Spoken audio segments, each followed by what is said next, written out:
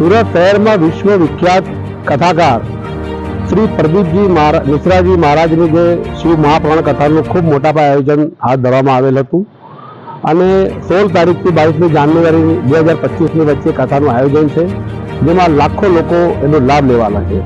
પરંતુ એ કથાને ભારતીય જનતા પાર્ટીનો આંતરિક જૂથવાદ નડી ગયો છે હાલ એવું લાગી રહ્યું છે.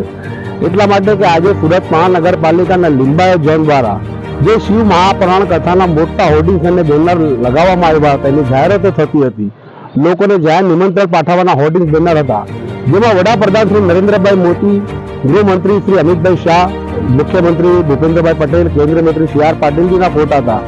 એ ફોટાવાળા હોર્ડિંગ્સ મહાનગરપાલિકાના દબાણ ખાતાએ આજે ખૂબ બેશરમીથી નફટાઈથી હટાવી લીધા છે, ખસેડી નાખ્યા છે અને ભારતીય જનતા પાર્ટીનું દંભી હિન્દુત્વ સામે આવ્યું છે.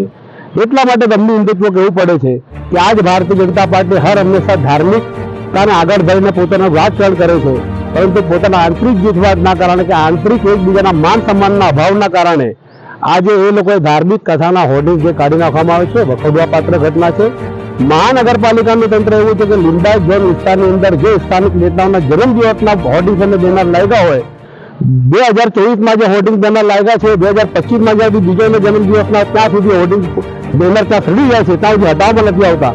ને આવા પવિત્ર શિવ મહાપુરાણના બેનરો હટાવવાથી, હોર્ડિંગ હટાવવાથી સ્થાનિક લોકોની લાગણી દુભાઈ છે, લોકોમાં રોષ છે. મનપા તંત્રને એક જ અપીલ છે કે તમે ભારતીય જનતા પાર્ટીના કાર્યકર તરીકે તેના હાથો બનીને કામ ના કરો. ધાર્મિકતાનું કામ છે, એમાં આપણે સાહેબ એટલો સાથ સહકાર આપવાનો હોય છે, એમાં કોઈ રાજનીતિ કે રાજકારણ ના કરવું જોઈએ.